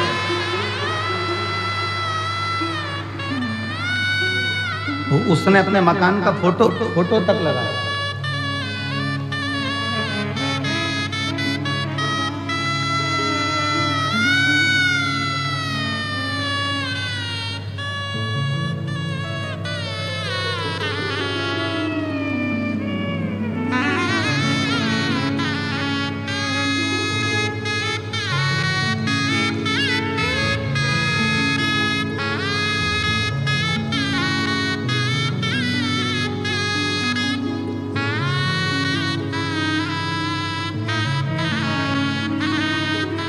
उसने अपने मकान का फोटो भी लगाया।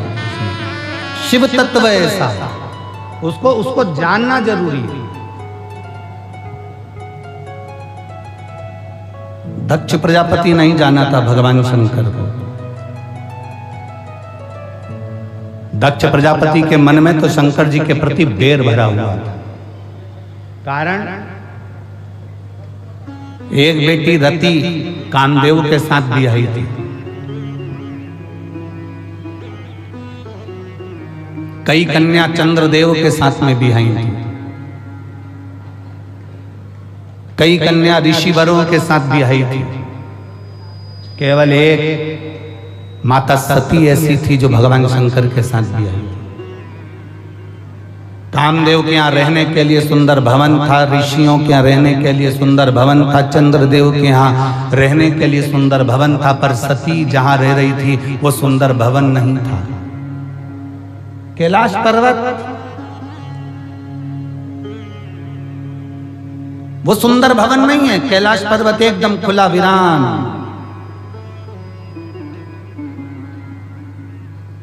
रह रही है मां सती। दक्ष प्रजापति के मन में बहुत भेद उत्पन्न हो गया। और भेद क्या था? दक्ष प्रजापति ने चंद्रदेव को काया का रोग होने का श्राप दे दिया था कि चंद्र मैं तुझे श्राप देता हूं कि तुझे काया का रोग होगा। चंद्र को काया का रोग हो गया, उसकी काया क्षीण होने लगी, गिरने लगी, टपकने लगी।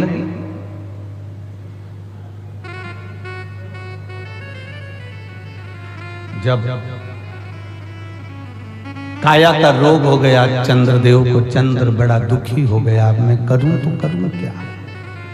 क्या करूं? बीमारी और भिखारी इनको बुलाना नहीं पड़ता, ना बीमारी को बुलाना पड़ता है ना भिखारी को बुलाना पड़ता है, ये अपने आप आते हैं। बीमारी भी अपने आप आती है और भिखारी भी अपने आप आते हैं। आप थोड़ी देर के लिए गाड़ी चौराहे पे खड़ी कर लो, भिखारी आ जाए। आप थोड़ी देर कहीं जाकर खड़े हो जाओ, भिखारी आपके सामने आ जाएंगे। आपने उसको हाथ देकर नहीं बुलाया, भिखारी को इशारा कर कर नहीं बुलाया, भिखारी को झाला देकर नहीं बुलाया, भिखारी को पत्र देकर नहीं बुलाया। भिखारी और बीमारी ये दोनों बिना बुलाए आते हैं। बीमारी को भी बुलाया नहीं जाता कि मेरा सिर दुखना, मेरा पेट दुखना, मेरे हाथ पैर दुखना, ये बीमारी को बुलाया नहीं जाता।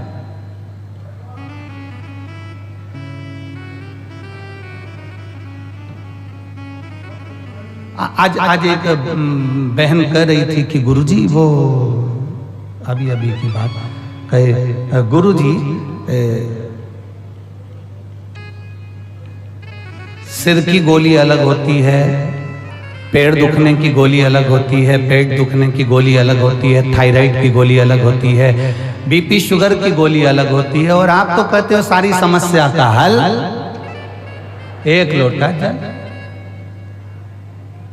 सबकी गोली अलग है और आपने एक ही गोली कर दी। तो हमने उससे कहा, देखो पहले पूर्व समय का अंदाजा लगाकर बैठिए। पुराने समय में घुटने के डॉक्टर अलग नहीं होते थे, फेफड़े के डॉक्टर अलग नहीं होते थे, आंख के डॉक्टर अलग नहीं होते थे, सिर के डॉक्टर अलग नहीं होते थे। गांव में, शहर में एक डॉक्टर होता था, वो एक हॉस्पिटल में एक डॉक्टर रहता था और वो एक डॉक्टर सारी रोग का इलाज कर देता था। उसी तरह से मेरे शंकर महामृत्युंजय कहलाते हैं, वो सारा रोग का एक बार में।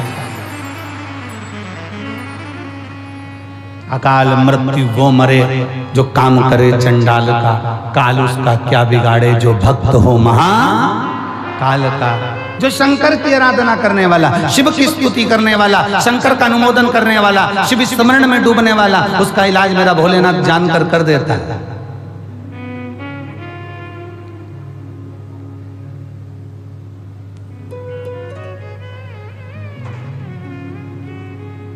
सिर की गोली खाते हो, सिर बंद होता है कि नहीं होता? जम के तो बोलो, होता है ना। पेट की गोली खाते हो, पेट बंद होता है कि नहीं होता? जम के बोलो, होता है ना। नेत्र की गोली खाते हो, नेत्र की तकलीफ दूर होती है ना। तो गोली को कैसे मालूम कि सिर में ही फिट होना?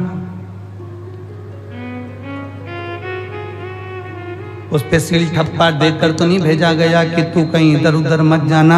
पेट की गोली है तो पेट पे ही इफेक्ट करना, सिर की गोली है तो सिर पर ही इफेक्ट करना। आप गोली को कैसे मालूम होता है कि पैर दुखने की है तो पैर पर असर करेगी, हाथ दुखने की है तो हाथ पर असर करेगी, किडनी की है तो किडनी पर असर करेगी, लीवर की है तो लीवर पर असर करेगी, थायराइड की है तो थायराइड पर असर करेगी, और सिर दर्द की है तो सिर दर्द पर असर करेगी। गोली को खाया जाता है, वो पेट में जाती है, और जिस चीज में तकलीफ होती है वहां वो असर करना प्रारंभ करती है। शंकर भगवान पर चढ़ा हुआ जल तुम जब रोज पीते हो, तुम्हारी इंद्रियों में जहां जहां तकलीफ होती है, मेरा महादेव वहां स्वयं आकर उसको अच्छा करना प्रारंभ कर देता है, श्रेष्ठ करना प्रारंभ कर देता है। यहाँ अपन लोग स्तुति गाते हैं, भोला दुख काटो। इस स्तुति में हमने कभी ये नहीं कहा कि बाबा मेरा सिर दुख रहा, कि पांव दुख रहा, कि हाथ दुख रहा। हमने एक ही बात कही, भोला सब दुख काटो ओ भोला सब दुख काटो। शिव शंकर जपो तेरी माला, भोले बाबा जपो तेरी माला, भोला सब दुख काटो ओ भोला सब दुख काटो।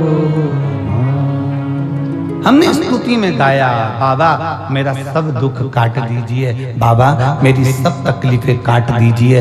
एक दुख नहीं जिंदगी में, ना जाने कितने दुख हैं, कितने दुख। सबकी अपनी अपनी तकलीफें हैं, सबका अपना अपना कष्ट है, सबकी अपनी अपनी बीमारियां हैं, सबका अपना अपना रोग है, सबका अपना।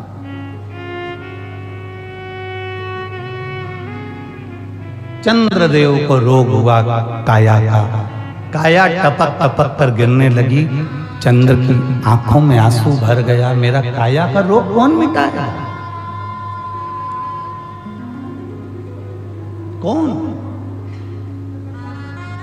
श्राप किसने दिया था? किसने श्राप दिया था चंद्र को? दक्ष प्रजापति, स्वयं के ससुर ने,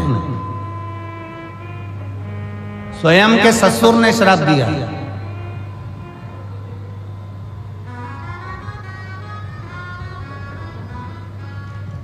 काया का रोग हो गया। अब इसको मिटाएगा तो मिटाएगा कौन? कौन मिटाएगा? कौन मिटा सकता है? चंद्र के मन में खलबली उत्पन्न होने लगी, रोने लगा चंद्र। कौन मेरे दुख को मिटा सकता है? चंद्र की आंख में आंसू भर गए, रो रहा, रो रहा। और बहुत ध्यान देने वाला विषय है, जब चंद्र रो रहा है, चंद्र की आंखों में जल भर गया कि मेरे शरीर में ये रोग पड़ गया।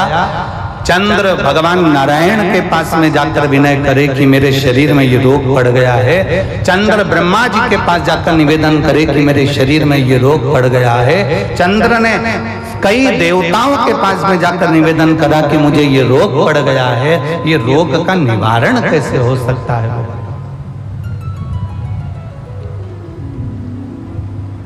इस रोग का निवारण कैसे, इस रोग से मुक्ति कैसे?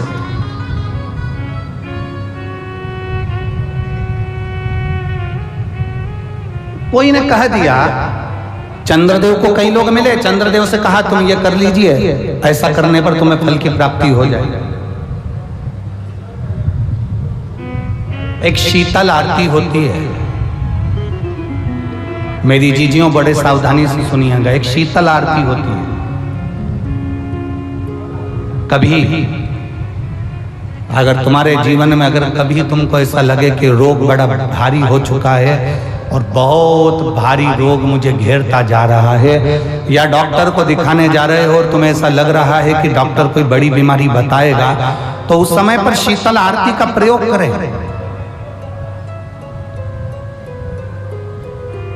एक पुष्प हाथ की हथेली में रख लीजिए, एक पुष्प हाथ की हथेली में रख लीजिए, और यहां तक शास्त्र कहता है अगर हो सके तो आंकड़े का अगर पुष्प मिल जाए, तुम्हारे यहाँ क्या बोलते हैं उसको, मंदार का फूल, आंकड़े का फूल, अकौए का फूल, जो शंकर भगवान पे चढ़ता है, छोटा सा होता है, घुंघरू जैसा होता है वो, उसको तुम्हारे यहाँ क्या बोलते हैं हरियाणा में? आंख का ही पुष्प बोलते हैं। आंख का पुष्प मिल जाए तो ज्यादा अच्छा है।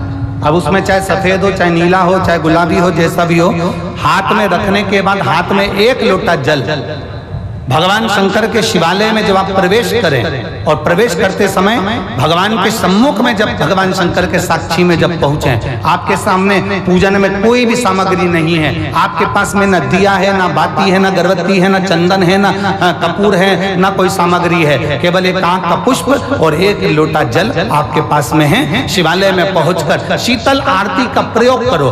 11 बार भगवान शंकर के 11 रुद्रों का स्मरण कर जब 11 बार शंकर के शिवलिंग के ऊपर से नीचे तक वो कलश को जब घुमाया जाता है, और घुमाने के बाद वो आंख का जो पुष्प है वो अशोक सुंदरी वाली जगह पर समर्पित कर भगवान शंकर को जो जल चढ़ाया जाता है, जो जल समर्पित किया जाता है, डॉक्टर भले तुमसे कह रहा हो कि तुम्हें बड़ी बीमारी के चांस हैं, आप जाकर एक बार चेक कराना, तुम्हें वो बड़ी बीमारी निकलेगी ही नहीं, उस रोग से तुम मुक्त हो। इसको शीतल आरती का प्रयोग किया गया। ये शीतल आरती, इसको शीतल आरती कहा। शिव की प्राप्ति का, एक रोग से मुक्त होने का। अब आपसे कोई कहे कि ये शीतल आरती का प्रयोग सबसे पहले किसने करा, तो आपको ध्यान लगाना है इस प्रयोग को। सोमनाथ जी की कथा का स्मरण करिएगा, सोमेश्वर की कथा का स्मरण करिएगा। आप स्कंद पुराण में, शिव महापुराण में सोमनाथ जी की कथा का स्मरण करिएगा।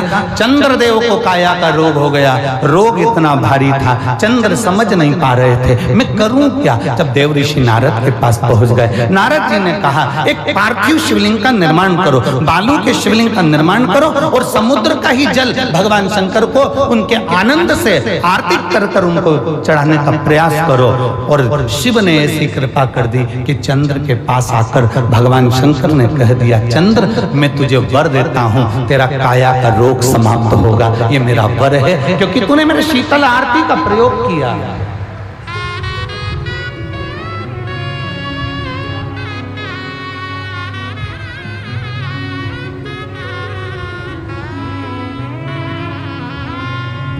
मेरी जीजियों, 2 चीजें बड़ा स्मरण में रखिएगा। एक, बैसाख महीने में मट्टी के पात्र का जल, अभी क्या चल रहा है, फागुन। अभी क्या चल रहा है, फागुन। जब बैसाख का महीना आए ना, जितने यहाँ बैठे और जितने आस्था चैनल पर सुन रहे और जितने फेसबुक यूट्यूब पर कथा श्रवण कर रहे हैं, जितने मोबाइलों पर देख रहे हैं, प्रयास करना बैसाख के महीने में मिट्टी के पात्र में जो रात्रि भर जल रखा हो, मिट्टी के पात्र में, अगर आपके पास में घड़ा हो, हंडा हो, नी हो, तो दिया हो, दीपक हो, कुल्लड़ हो, कोई भी तुम्हारे पास में जो मिट्टी का पात्र, उसमें जल भरना। वो जल बैसाख के महीने की किसी भी सोमवार के दिन, किसी भी सोमवार के दिन, बैसाख महीने या किसी प्रदोष के दिन या बैसाख महीने के शिवरात्रि के दिन, वो मिट्टी के पात्र का जल अपने घर के प्रत्येक व्यक्ति का स्पर्श कराकर उस मिट्टी के पात्र के जल को तांबे के पात्र में डाल लीजिए और घर के प्रत्येक व्यक्ति का स्पर्श करा लीजिए और शंकर भगवान पर कुंदकेश्वर महादेव के नाम से समर्पित करिए। कुंदकेश्वर महादेव। कभी जीवन में पीछे पलट कर देखने की जरूरत नहीं पड़ेगी, आप उन्नति की सीढ़ी की ओर बढ़ते चले जाओगे। बैसाख महीने में मिट्टी के पात्र का जल भगवान शंकर को समर्पित होना चाहिए। उसका सुख हमारे जीवन को एक आनंद फल प्रदान है।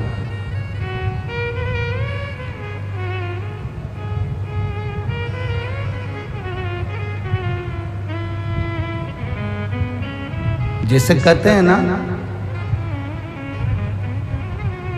कोई अच्छा मिले ना मिले,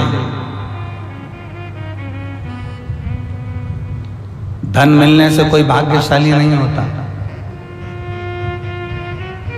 सत्ता मिलने से कोई भाग्यशाली नहीं होता, वैभव मिलने से कोई भाग्यशाली नहीं होता।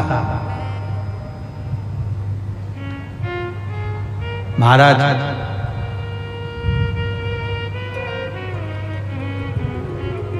धन मिलने से कोई भाग्यशाली नहीं होता, वैभव मिलने से कोई भाग्यशाली नहीं होता, सत्ता मिलने से कोई भाग्यशाली नहीं होता, बड़ा मकान मिल जाने से कोई भाग्यशाली नहीं होता। शिव महापुराण की कथा कहती है, अगर दो सही मिल जाएं तो तुम्हारा जीवन सफल हो जाए।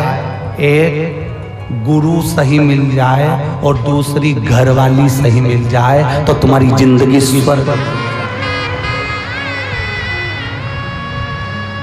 दो सही मिलना चाहिए।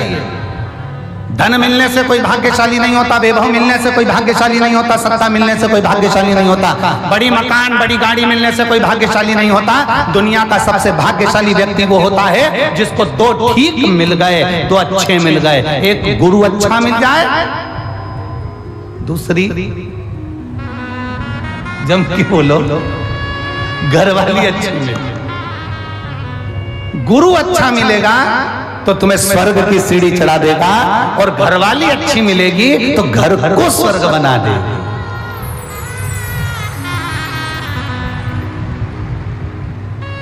और इसमें से भी गुरु भले पीछे रह जा, पर जगदम्बा घरवाली भगवान से प्रार्थना करना ऐसी मिले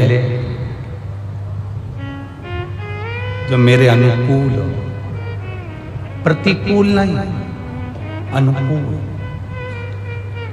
एक पति की पत्नी अनुकूल नहीं थी, प्रतिकूल थी। पति उससे कहता था आलू की सब्जी बना ले, वो बैंगन की बनाती थी। पति उससे कहता आज तू पीली साड़ी पहनना, वो नीली पहनती थी। पति उससे कहता कि देख चाय बनाना, तो वो कॉफी बनाती थी। इतनी प्रतिकूल, अनुकूल थी नहीं, बिल्कुल उल्टा चलती थी, बिल्कुल उल्टा। एक दिन पति को बड़ा दुख हुआ और पति ने अपने गुरुजी से कहा, गुरुदेव 16 श्राद्ध का समय आ रहा है, श्राद्ध पक्ष आ रहा है, गुरुदेव मेरे पिताजी का श्राद्ध आ रहा है। मैं अपनी पत्नी को बोलता हूँ पर वो श्राद्ध नहीं करने देती है क्योंकि उल्टा चलती है, मैं क्या करूँ? गुरुजी ने कहा एक काम कर, अभी तक वो उल्टा चलती थी, अब की बार तू उल्टा चल। उसने कहा गुरुजी उल्टा कैसे चलूं? तो वो तुरंत गुरुजी ने कहा कि एक काम कर, तू ऐसा कर कि आज घर जाकर बोलना अपनी पत्नी से, सुनो पिताजी का श्राद्ध है पर अपन श्राद्ध नहीं करेंगे। अभी तक बोलती थी करेंगे, अब बोलना नहीं करेंगे। उसने कहा ठीक है ऐसा बोल दूंगा। और उसने जाकर तुरंत कहा सुनो पिताजी का श्राद्ध है अपन नहीं करेंगे। पत्नी तुरंत चिल्ला के बोली क्यों नहीं करेंगे? तुम्हारा बाप, तुम्हारा पिता, और तुम ही उनका श्राद्ध भी कर रहे? जरूर करेंगे। अब पति ने मन में सोचा, गुरुजी तो गुरुजी है, कितना बड़ा ज्ञान दे दिया भगवान, कितना बड़ा। और गुरुजी ने कहा था जो जो तुझे करवाना है उसके लिए उल्टा चलना। इतने में इसने कहा, सुनो, श्राद्ध करेंगे तुम कह रही हो तो, पर पंडित को भोजन नहीं कराएंगे। इतने में पत्नी जूड़ा बांधती बांधती बोली, क्यों नहीं कराएंगे? इतनी सारी प्रॉपर्टी को छाती पे बांध के ले जाओगे, 100 बामन को जिमाएंगे, जा। पति ने सोचा, आज तक एक नहीं जिमाया होगा, 100 बामन जिमा रही है। पति ने कहा, ब्राह्मण तो जिमा देंगे तेरे कहने पर दक्षिणा नहीं देंगे। कैसे नहीं दोगे? सबको सोने की अंगूठी देंगे। पति बड़ा डर। अब पंडित जी आ गए, श्राद्ध करने लगे, पिंडदान बनाया, पिंड करवाया। पंडित जी ने कहा, यह पिंड ले जाकर अच्छी गंगा जी की नदी में, पानी में इसका विसर्जन करो। पत्नी ने पति से पूछा, कहाँ जा रहे हो? पति तिल्ला कर बोला, पिताजी के पिंड को नदी में विसर्जन करने जा रहा हूं। इतने में पत्नी चिल्ला कर बोली, तुम्हारे बाप ने कौन सा अच्छा काम किया था जो नदी में विसर्जन करने जा रहा हो? गटर में पटक दो। अब यहाँ पर उसको उल्टा बोलना था कि पिंड को गटर में पटकने जा रहा हूं, तो पत्नी बोलती नदी में विसर्जन करो। अब इसने कहा नदी में विसर्जन करो, तो इसने गटर में पटकवा दिया। बड़ा दुखी हुआ, सारा करा धरा पे पानी फिर गया।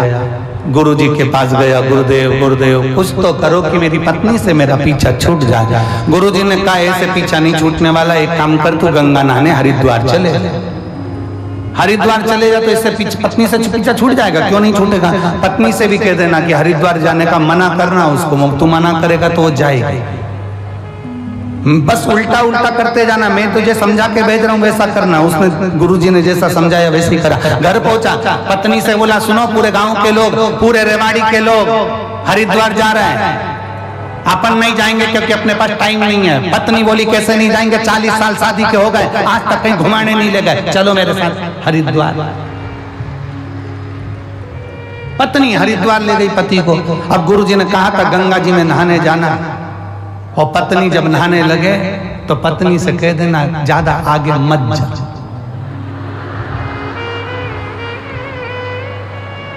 बस इतना ध्यान रखना। और पत्नी जैसे गंगा जी में उतरी और पति ने चिल्ला कर कहा, आगे मत जाना। पत्नी बोली, जाऊंगी, जा।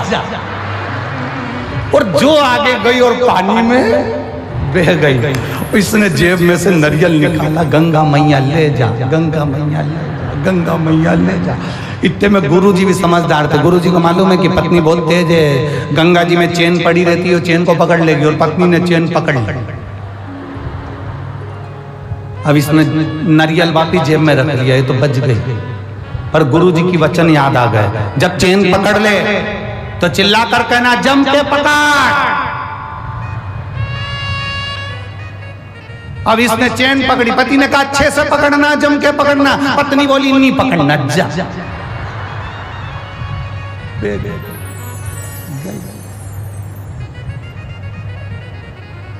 हरिद्वार में बही, बंगाल में निकली। कहीं कहीं की ऐसा हो, उल्टी चलती है। तो यहाँ शास्त्र कह रहा है कि बहुत सारा धन होने से कोई भाग्यशाली नहीं होता, बहुत सारी सत्ता होने से कोई भाग्यशाली नहीं होता, बहुत सारा वैभव होने से कोई भाग्यशाली नहीं होता। शिव महापुराण की कथा कहती है, गुरु और एक घर वाली अगर अच्छी मिल जाए तो समझ लो गुरु तुम्हें स्वर्ग की सीढ़ी चढ़ा देता है, और घर वाली घर को स्वर्ग बना देती है। ऐसा प्रभु की प्रीत बड़ी। चंद्र शीतल आरती चंद्र कर रहा है, शीतल। और कर्पूर गौरम करुणावतारम संसार सारम भुजगे। चंद्रदेव ने जो भगवान की आराधना करी, आराधना करते ही शंकर जी ने दर्शन दे दिया। दक्ष प्रजापति को क्रोध आ गया। दक्ष प्रजापति को क्रोध इसलिए आया कि दक्ष प्रजापति को क्रोध आने का कारण केवल इतना सा था कि मैंने चंद्र को काया का रोग का श्राप दिया था। इसका रोग ठीक किसने करा? तो मालूम पड़ा कि शंकर भगवान ने करा है, शिव ने करा है। बस दक्ष प्रजापति का हृदय जल गया। मेरा दामाद होकर मेरे अनुकूल नहीं चल रहा, मेरे विपरीत चल रहा। चंद्र को ठीक कर दिया, जिस चंद्र को मैंने काया का रोग दिया था उसको ठीक कर दिया। क्रोध में आ गए दक्ष प्रजापति और आखिरी में हुआ क्या? यज्ञ की तैयारी हुई। उस यज्ञ की मीटिंग में भी शंकर का अपमान किया। यज्ञ में शंकर को ना बुलाकर उनका अपमान किया। बार बार शंकर का अपमान करते हैं, केवल एक कारण है, क्योंकि शंकर भगवान ने उन्हें रोग से मुक्त करा था। मेरे शिव जी को इसका कोई फर्क नहीं पड़ता। दुनिया के लोग कितना भी ताना दें, दुनिया के लोग कितनी भी गाली दें, दुनिया के लोग कितना भी अपशब्द कहें, दुनिया के लोग कितना भी आड़ा टेढ़ा बोलें, शिव महापुराण की कथा कहती है अगर आपने अपने दिल से शंकर भगवान को पुकारा है तो सारी दुनिया तुमको दुख देने वाली होगी और मेरा महादेव दुख से निवारण करने वाला है।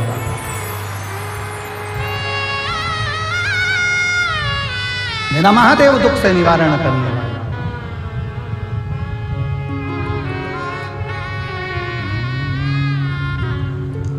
शिव कथा कर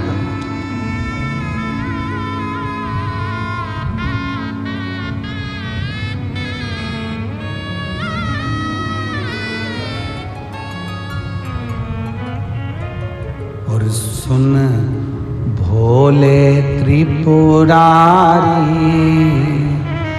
द्वार तेरे आया हूँ। सुन भोले त्रिपुरारी द्वार तेरे आया हूँ। सुन भोले त्रिपुरारी द्वार तेरे आया हूँ। सुन भोले त्रिपुरारी द्वार तेरे आया हूँ। द्वार तेरे आया हूँ, द्वार तेरे आया हूँ, द्वार तेरे आया हूँ, द्वार तेरे आया हूँ। सुन भोले त्रिपुरारी द्वार तेरे आया हूँ। सुन भोले त्रिपुरारी द्वार तेरे आया हूँ। भर दे झोली खाली द्वार तेरे आया हूँ। भर दे झोली खाली द्वार तेरे आया हूँ। भर दे झोली खाली द्वार तेरे आया हूँ। भर दे झोली खाली द्वार तेरे आया हूँ। पीछे वाले भी दोनों हाथों से बड़े प्रेम से राधे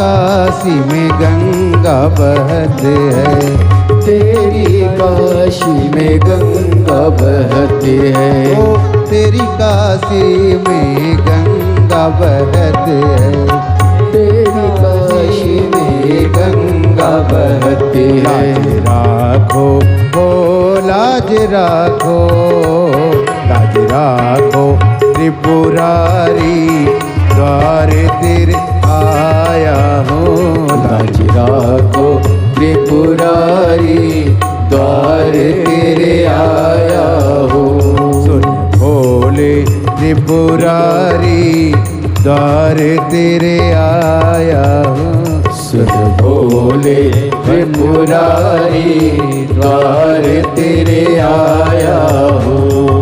द्वार तेरे आया हूँ, द्वार तेरे आया हूँ, द्वार तेरे आया हूँ, द्वार तेरे आया हूँ। सुन भोले त्रिपुरारी, द्वार तेरे आया हूँ। सुन भोले त्रिपुरारी, द्वार तेरे आया हूँ।